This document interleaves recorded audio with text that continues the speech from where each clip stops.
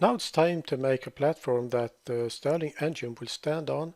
So I will move the camera to this position and I will right drag an extrude shape and drop it here in the center and choose drop as part and go to IntelliShape level and right drag this handle a bit and drop it there and type 150.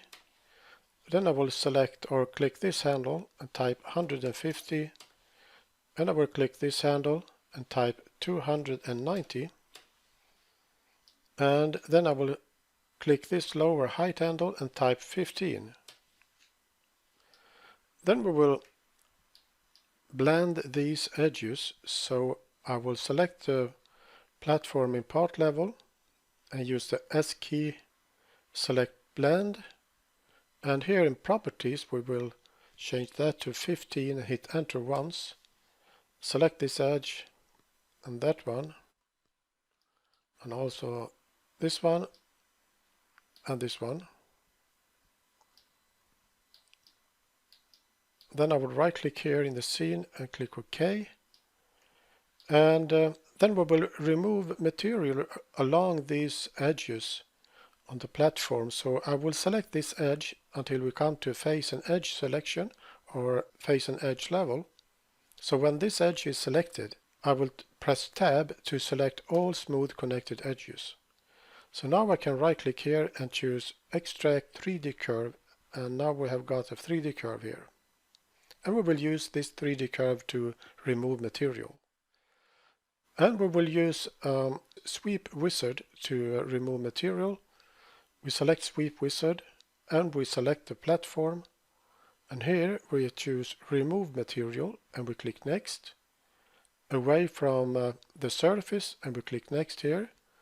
And we choose 3D Guide Curve. And here we click Finish. And we got this window or box that says pick a 3D curve for Sweep Guides Curve.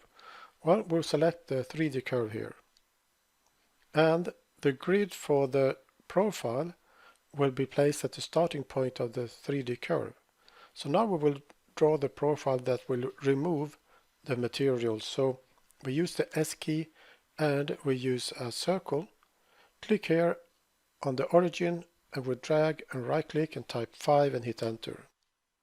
And we press escape to exit the circle command and we right click here and choose finish drawing, and now we have removed the material.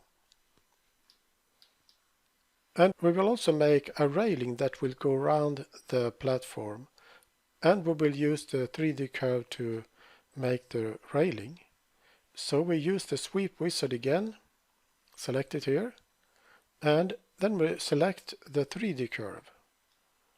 And the grid will be placed at the starting point again. And now we will draw the profile that will be swept along this 3D curve to make the railing. So we use the S key again, choose circle, click here on the origin, we drag and right click and type 5 and hit enter. And press escape to exit the circle command and right click and click finish drawing. And now we have the railing. So we select the railing in part level and turn on the tribal because we will move it up a bit. So I will grab this handle, move it up, drop it there, type 10 and hit enter. And then turn off the tribal. And we don't need this 3D curve anymore, so we select it and right click and choose suppress. Well, the railing needs supports to stand on the platforms, so we will use Sweep Wizard to make the supports. So we come up here to select Sweep Wizard again. And this time we will place the Sweep Wizard here. We'll select the center point of this circle. And we will use Add Material. We click Next, away from the surface, and then we'll click Finish. And we've got the grid and a guide curve. But we don't need this guide curve. We will draw another one. So we select the guide curve and press Delete to delete it.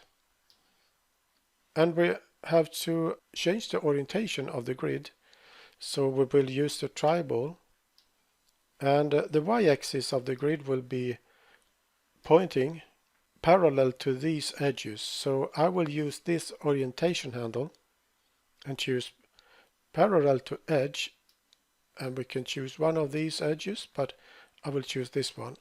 But we have to select the right side of the midpoint, so I will select the right hand side of the midpoint. I will click here, and now we see that the y-axis is pointing along this edge. So now turn off the tribal. So now I will draw the guide curve, and but first I will move the camera so it will be pointing perpendicular to the grid. And perhaps you remember that we have the command look at down here, but you can also use the W key on the keyboard, and I will do that and click here on the origin like so. Then I use the S key to pick polyline, and I will start here on the origin, click here, then I'll drag along the y-axis and right click, type 10 and hit enter. Then I will drag perpendicular to the y-axis down to the platform. It will snap to the platform. So I will click here, then I press escape to exit the command. Then we will round this corner, so I will use the S key again and select fillet, and I will click this node. Then I will type 5 and hit enter. So now we have the guide curve. Then I'll press escape to exit the fillet command. So next is to draw the profile that will be swept along this guide curve. So here we right click and choose finish drawing, and we've got the grid for the profile. But we have to change the orientation of the grid, so I will turn on the tribal, and I will do the same as I did with the grid for the guide curve. I will use this orientation handle and choose parallel to edge, and I will use the same edge and the same side of the midpoint. We have the midpoint here, so I will click here.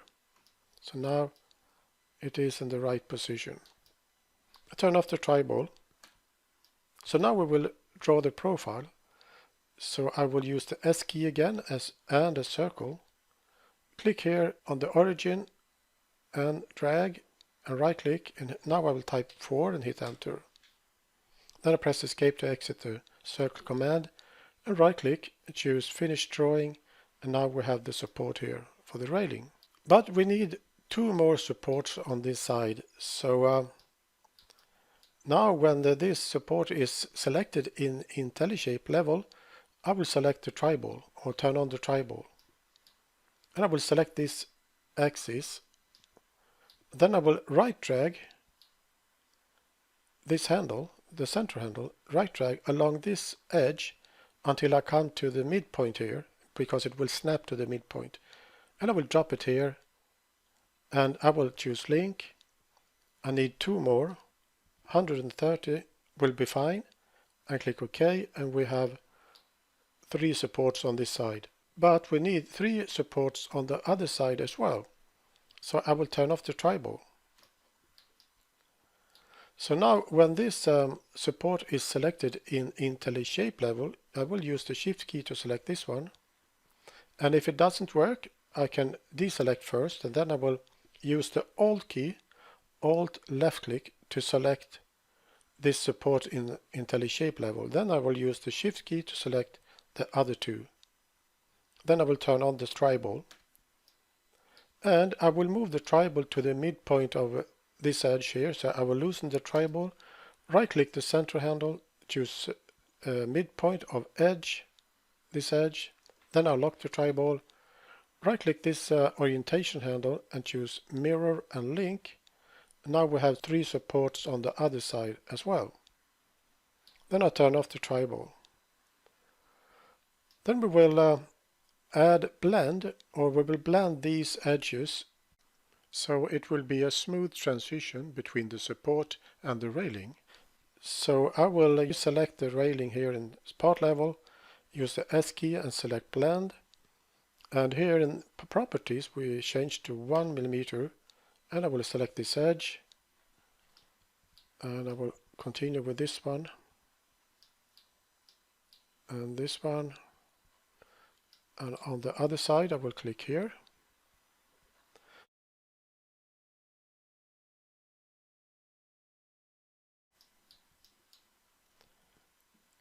Like so, and then I will right click here and choose OK. So now I will select the platform, go to Properties, and here I will type Platform and hit Enter, copy it, paste it here, and the part number will be 119. Then I select the railing and I will type railing here, hit Enter, copy and paste, and the part number will be 120, and I will change the color, come down here and change it to white, like so, and then I move the camera to top, front, right and fit scene. So now we have finished the Stirling engine.